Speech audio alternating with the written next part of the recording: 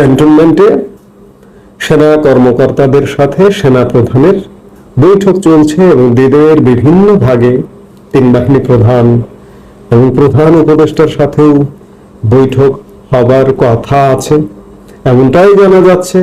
বিশেষ করে এটি সর্বসাধারণকে জানার পথ উন্মুক্ত করে দিয়েছেন ভারতের নয়াদিল্লির বিখ্যাত সাংবাদিক চন্দন নন্দীর খবর থেকে, চন্দন নন্দীর সংবাদ থেকে।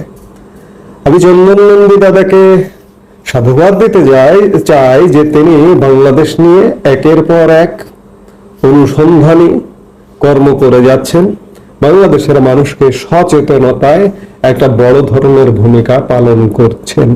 সেই জায়গা থেকে চন্দনদা আপনাকে অশেষ ধন্যবাদ, কৃতজ্ঞতা। আমি যেটি বলছিলাম যে ক্যান্টনমেন্টে বৈঠক চলছে, আপনাদের মনে আছে নিশ্চয়ই ঠিক এমনি একটি বৈঠক হয়েছিল 3 আগস্ট 2024।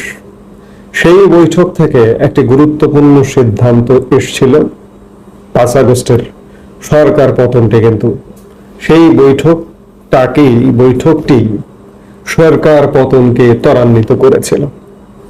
আজকের বৈঠকে কি হবে সেটি বলা কঠিন। আজকের বৈঠকটি মূলত মিয়ানমারে রাখাইন রাজ্যে যে হিউম্যানিটেরিয়ান করিডোর সেটি নিয়েই। চন্দনদার রিপোর্টও যেটি বলছে যে সেটি হচ্ছে যে গত 18 তারিখে প্রধান উপদেষ্টা ডক্টর মোহাম্মদ ইউনূস, জাতীয় নিরাপত্তা উপদেষ্টা খলিলুর রহমান, যিনি আবার রজার রহমান আসলে নামে পরিচিত, আমরা ইতিমধ্যে চন্দনদার রিপোর্টে দেখেছি। এছাড়া সেনাবাহিনীর সশস্ত্র বাহিনী বিভাগের principal staff officer PSO Kamrul Hasan 18 তারিখে একটি বৈঠক করেন। সেই বৈঠক থেকে সিদ্ধান্ত হয় যে মিয়ানমারের যে হিউম্যানিটেরিয়ান করিডোর, এই করিডোর ইস্যুতে জেনারেল ওয়াকারুজ্জামান দ্বিমত আছে, তাকে কিছুতেই রাজি করানো যাচ্ছে না। সেই বৈঠকের তারা সিদ্ধান্ত নেন যে মার্কিন chargé d' affaires Tracy and জ্যাকবসনের দ্বারা তাকে দিয়ে সেনাপ্রধানকে বলিয়ে রাজি করানো, এবং সেটি গতকালকে হয়েছে, গতকাল দিনের প্রথমার্ধে হয়েছে। কিন্তু সেনাপ্রধান তাতে রাজি হয়েছেন কিনা চন্দনদার রিপোর্টেও সেটি বলা হয়েছে।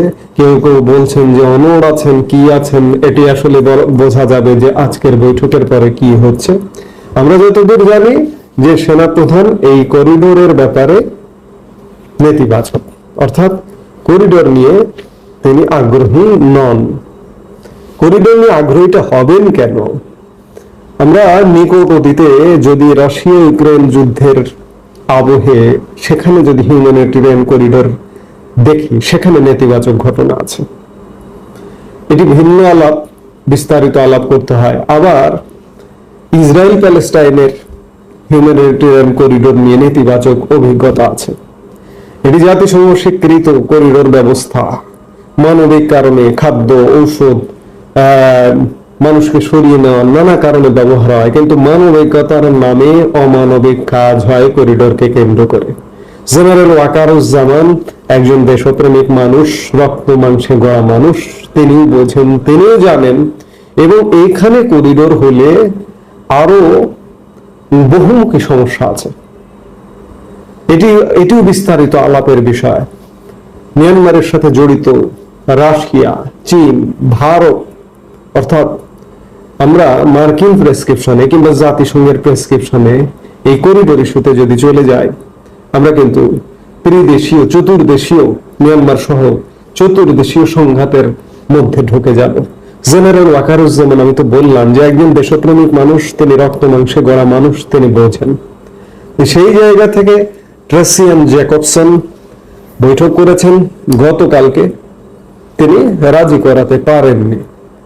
এবং গতকাল বৈঠক এবং সার্বিক বিষয়ে মূলত আজকে সেনাবাহিনীতে যে বৈঠকটি, এই বৈঠকটি মূলত করিডোর ইস্যুকে কেন্দ্র করে ইয়েস অর নো একটা সিদ্ধান্ত হবে। কিন্তু আমি একটু অনেক বেশি আশাবাদী মানুষ, আমি প্রচন্ড অন্ধকার দেখছি, এই অন্ধকারের মধ্যে আলো খুঁজতে চাই সবসময়। এই বৈঠকটি কি শুধুমাত্র করিডোরের মধ্যে সীমাবদ্ধ থাকবে? আমার দেশের বেশিরভাগ সেনা কর্মকর্তা, সৈনিকরা দেশপ্রেমিক। আমি মনে করি দেশপ্রেমিক, মনে করতে চাই দেশপ্রেমিক। তো সেই জায়গায়, দেশপ্রেমের জায়গায় আজকে দেশ কোন জায়গায় দাঁড়িয়ে? আমরা যেমন ক্যান্টনমেন্টের বাইরের মানুষ আমরা জানছি, বুঝছি, দেখছি, ঠিক ক্যান্টনমেন্টের ভেতরের মানুষরাও, তারাও তো আমাদেরই ভাই, আমাদেরই আত্মীয়, আমাদেরই স্বজন। আমাদের অবস্থা তারা তো দেখছেন। এই অবস্থা নিশ্চয়ই মেনে নেবার নয়। সেই জায়গা থেকে তাদের মধ্যেও এমন ভাবনা, এমন মন্তব্য আসতেই পারে বৈঠকে যে দেশ যেভাবে চলছে, শুধু করিডোর ইস্যুতে সিদ্ধান্ত হলো ভালো কথা, আমরা করিডোরে যাব না, কিন্তু দেশ যেভাবে চলছে তাতে কি আমরা থাকবো কিনা, এমন সিদ্ধান্ত যদি আসতেই পারে। আমি ইতিবাচক ভাবেই দেখতে চাই যে আসতেই পারে, কারণ এমন একটি বৈঠক থেকেই, আমি শুরুতেই বললাম 3 আগস্টের কথা, 3 আগস্টের বৈঠকের ফলশ্রুতিতে 5 আগস্ট ঘটেছিল। আজকে 20 মের বৈঠক থেকে কি ঘটতে যাচ্ছে? এটি খুব গুরুত্বপূর্ণ একটা ইস্যু, কারণ দেশ রসাতলে, এমনকি সেনাবাহিনীতে, আমি গতকালকের ভিডিওতেও বলেছি, সেনাবাহিনীতেও নানা রকম সমস্যা তৈরির একটা পায়তারা চলছে। আপনাদের নিশ্চয় বিডিআর বিদ্রোহের কথা মনে আছে। আজকে সৈনিকদের খেপিয়ে দেওয়ার পায়তারা চলছে। দেশি বিদেশি ষড়যন্ত্রকারীরা নানাভাবে, বিডিআর বিদ্রোহের তিক্ত অভিজ্ঞতা হয়েছিল, নানা রকম কুচক্রী অফিসারদের বিরুদ্ধে খেপিয়ে তুলতে চাইছে। নিশ্চয়ই সেনাবাহিনী দেখছে, সেনাবাহিনী এটা উপলব্ধি করছে। এগুলো থেকে অবসান হতে হবে। এগুলো থেকে অবসান হতে হলে কি করা উচিত, কি করা যায়, তারা নিশ্চয়ই ভালো জানেন। আমরা সেই বৈঠকের দিকে অধীর আগ্রহে অপেক্ষায় আছি। আমরা নিশ্চয়ই একটা ইতিবাচক কিছু দেখব, যে দেশ যেভাবে চলছে এভাবে চলতে পারে না। দেশ যেন অতি দ্রুত নির্বাচনের দিকে ধাবিত হয় এবং সেনাবাহিনী হাতে হাত মিলিয়ে, কাঁধে কাঁধ মিলিয়ে একটা free, fair and credible election, এবং সব দলের, সব মতের অংশগ্রহণ, শুধুমাত্র দেশদ্রোহী, দেশ বিরোধী, এই বাংলাদেশকে যারা মানে না, বাংলাদেশকে স্বীকার করে না যারা, তাদের এই বাংলাদেশের নির্বাচন কিসের?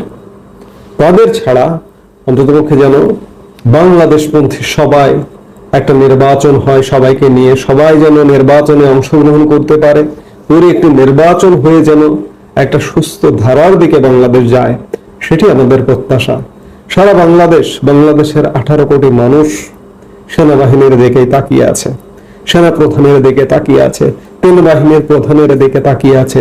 3 বাহিনীর প্রধান সম্মিলিতভাবে যে সিদ্ধান্ত নেবেন তার দিকে তাকিয়ে আছে, কারণ বাংলাদেশের মানুষ দিশেহারা।